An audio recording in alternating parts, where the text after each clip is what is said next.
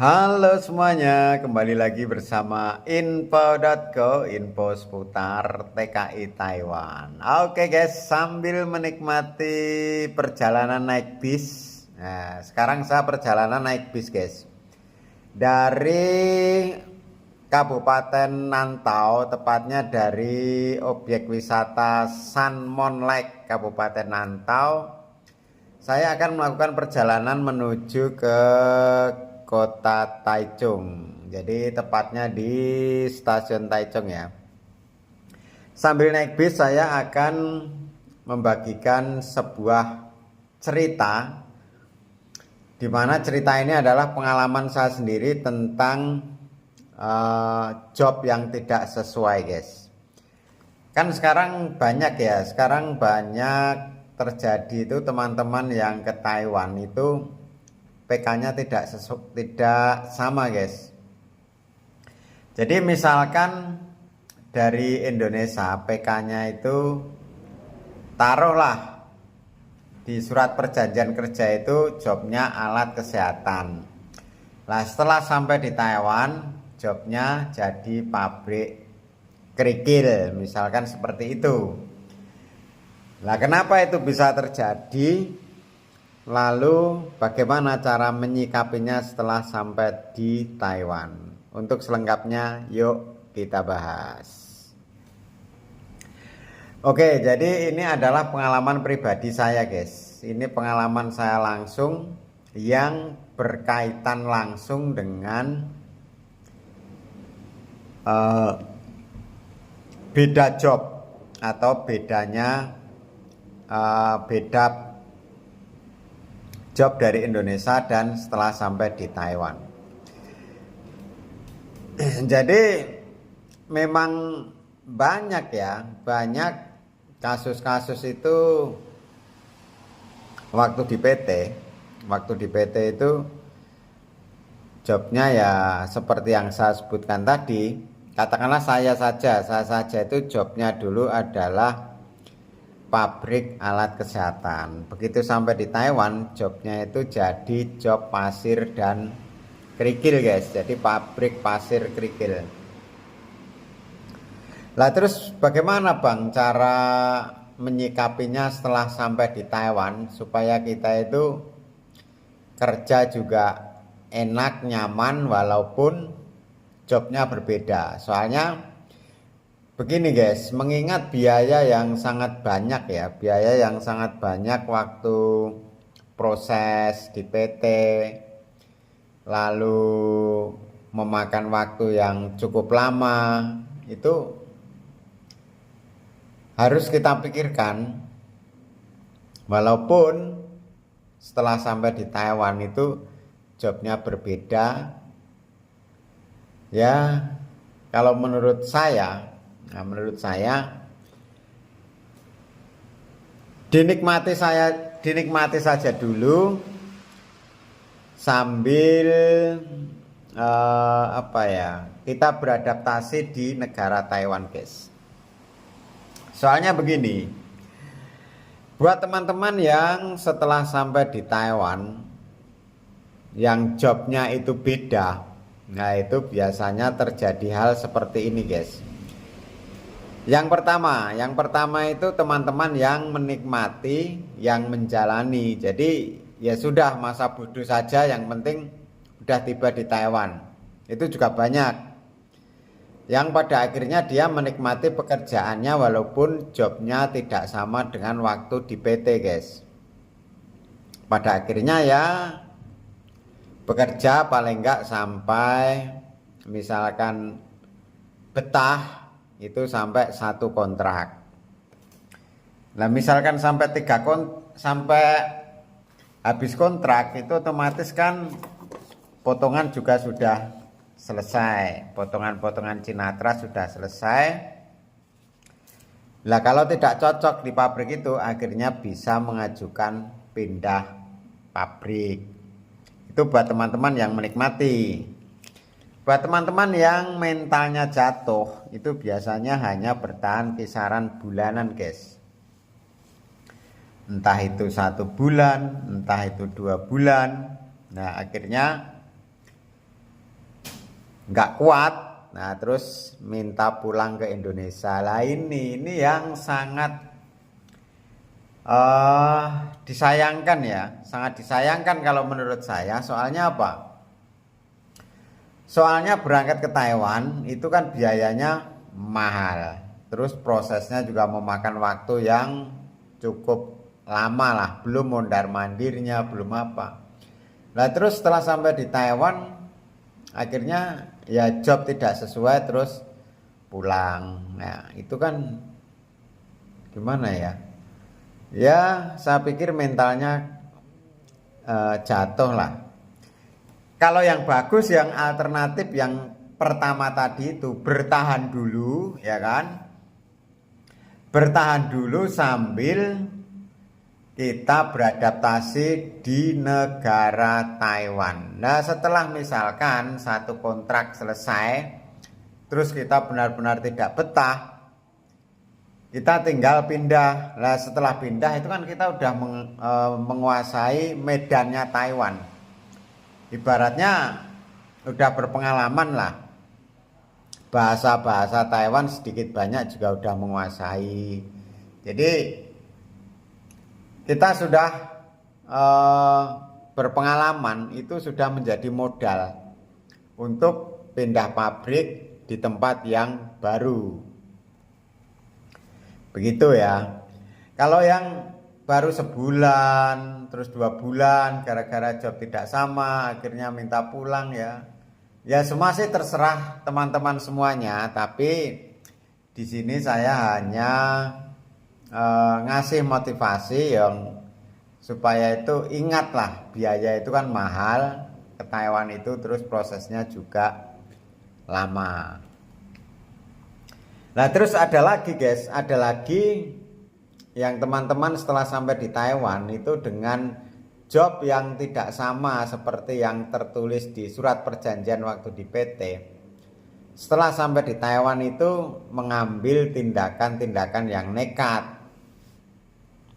Dalam tanda petik ya, menjadi pekerja yang tidak resmi. Itu juga banyak. Tapi di sini saya mohon buat teman-teman dipikirkan ulang. Dipikirkan berkali-kali kalau untuk mengambil jalan seperti itu guys. Soalnya kalau ngambil jalan seperti itu, yang jelas itu kalau menurut undang-undang hukum Taiwan itu kan tidak diperbolehkan. Yang jelas kita di negara orang, misalkan melanggar hukum ya pasti ada resikonya. Jadi sebelum untuk melakukan tindakan seperti itu harap dipikirkan. Di sini saya juga akan sedikit cerita mengenai pengalaman saya, guys. Pengalaman pribadi saya. Saya ini sebenarnya ini juga korban dari ketidakcocokan job atau korban dari beda job. Ceritanya itu begini. Waktu dulu saya di PT dulu itu tidak ada seleksi. Saya ya khususnya tidak ada seleksi, tidak ada wawancara dengan orang Taiwan atau bos Taiwan, itu tidak ada. Tahu-tahu begitu saya daftar, terus berkas-berkas itu diperiksa semua. Oke, kamu untuk tahap selanjutnya bisa proses ke Taiwan. Nah, setelah itu ya udah proses biasa, medikal, pramedikal, berkas-berkas oke, tanda tangan. Terus dari orang PT bilang, ini job kamu udah turun nih. Job kamu adalah di pabrik alat kesehatan. Loh, saya juga heran, loh. Saya tidak ada interview apa-apa dengan orang Taiwan, tidak ada seleksi, tidak ada apa, kok tiba-tiba job udah turun. Akhirnya ya sudah itu job turun. Terus proses selanjutnya akhirnya pas tanggal yang ditentukan saya berangkat dan terbang ke Taiwan, guys. Singkat cerita, setelah di Taiwan itu saya sempat nganggur selama 2 bulan guys. Nah, awal datang di Taiwan itu nganggur 2 bulan.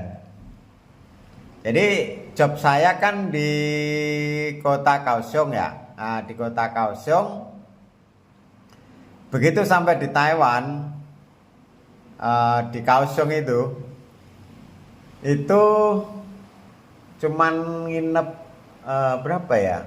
1 malam. 1 malam itu pun di Tainan. Jadi aku kan tiba di Kaohsiung malam ya, malam terus dijemput agent, dibawa penampungan di sekitar Tainan. Nah, habis itu paginya medical, pagi medical, terus diantar ke agent. Nah, diantar ke agent itu juga nggak ngapa-ngapain agent Kaohsiung itu, seingat saya. Cuman di situ dikasih makan aja, dikasih makan siang kan waktu itu. Setelah dikasih makan siang sekitar jam 3. Nah, jam 3 itu saya dibeliin tiket bis untuk berangkat ke kantor pusat agent, yaitu yang ada di kota Taichung. Sumpah guys, aku itu bingung banget. Bingung campur ya takut, campur apa ya? Namanya baru pertama kali di Taiwan, belum tahu apa-apalah. Langsung disuruh naik bis sendiri ke Taichung. Nah, terus saya kan diantar, udah kamu ini tiket dikasih sama sopirnya, nanti kamu kalau nyampe pasti diturunin sama sopirnya. Kamu nanti di sana udah ada yang jemput, kan begitu kata agent sini, agent Kaohsiung ya. Ya udah, setelah perjalanan itu dari Kaohsiung sampai Taichung kurang lebih sekitar 3 jam. Nah, itu saya sampai. Begitu sampai di Taichung, bener, saya langsung ditelepon. Kamu udah sampai mana? Kamu saya tunggu di sini. Nah, akhirnya saya dijemput, lalu dibawa ke penampungan agent pusat di kota Taichung. Setelah di Taichung itu sampai sekitar 2 bulan guys. Sampai sekitar 2 bulan. Lah, saya tuh tanya sama agent ya. Ini kenapa saya kok tidak langsung bekerja, itu kenapa? Soalnya teman-teman yang datang saja langsung kerja, saya kok belum kerja. Nah, terus dari agentnya itu menjawab, udah, kamu tenang saja di sini. Proses dokumen kamu lagi diproses.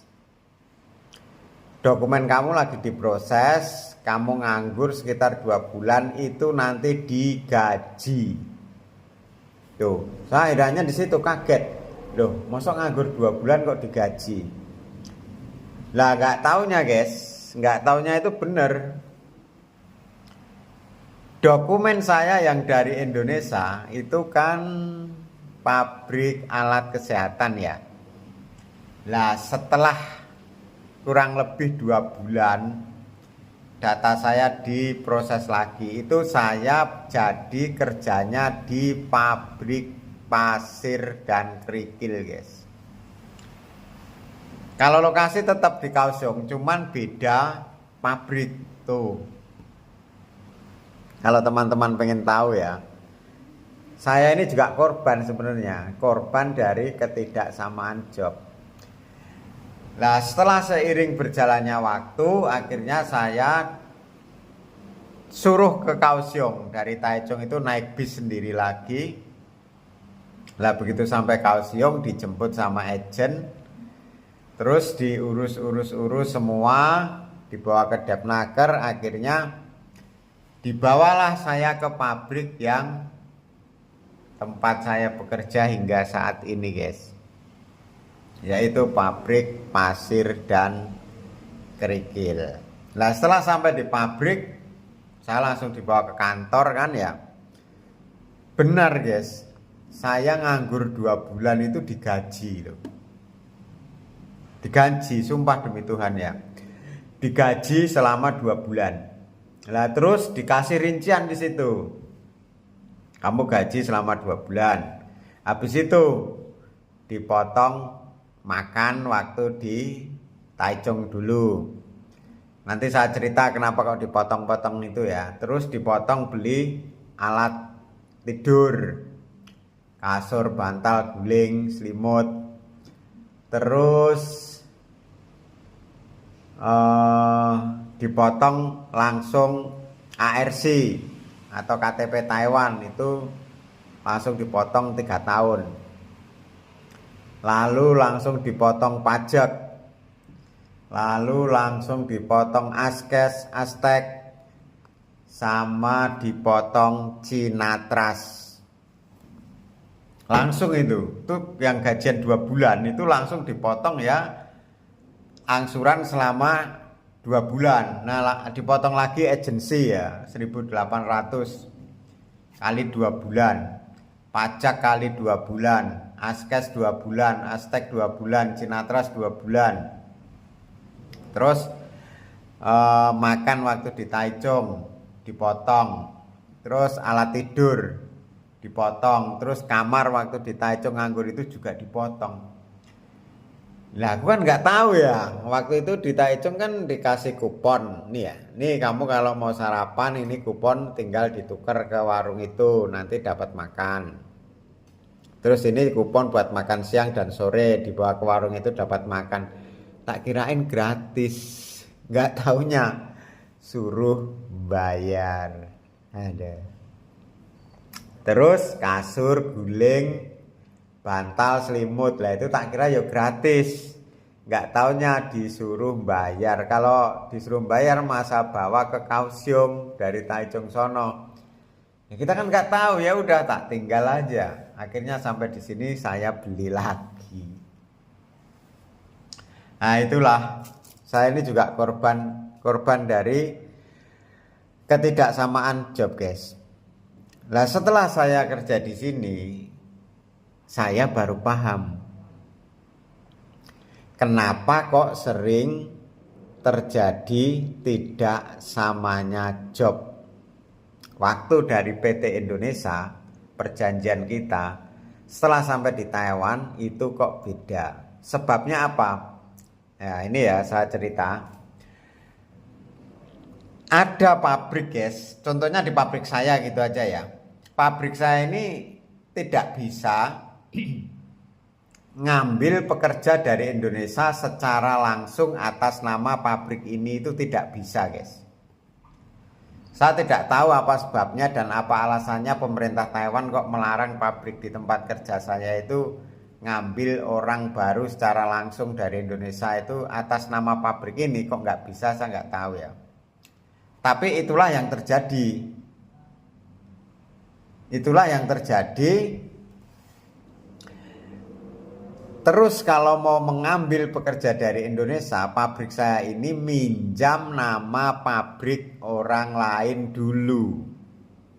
Contohnya job saya di alat kesehatan itu pabriknya ada di Kaohsiung kota sono ya. Tapi saya tidak tahu pabriknya seperti apa. Tapi di alamatnya itu di daerah Kaohsiung kota. Nah setelah saya selama 2 bulan nganggur itu, ternyata itu data saya diproses. Itu adalah proses pemindahan dokumen dari pabrik yang alat kesehatan ke pabrik yang pasir dan kerikil ini guys. Jadi ibaratnya numpang nama pabrik dulu.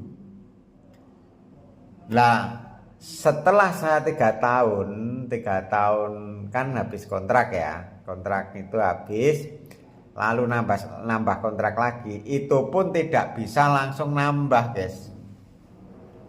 Saya harus diputus kontrak dulu, ya kan? Setelah diputus kontrak, saya dicarikan nama pabrik ibaratnya ya abal-abal ya, saya sebut pabrik siluman gitu aja lah. Jadi ARC saya dipindah ke pabrik yang tidak jelas itu, tapi saya tetap kerja di sini. Nah setelah 1 bulan baru saya dipindah ke sini lagi, diproses lagi, dibawa ke Depnaker lagi, tanda tangan kontrak baru lagi. Statusnya pekerja pindahan, jadi tidak bisa nyambung secara langsung. Nah itu sebabnya guys. Sebabnya seperti itu. Kenapa kok job itu kadang yang dari PT waktu perjanjian dari Indonesia dan setelah tidak tiba di Taiwan itu kok beda. Lah itu salah satu sebabnya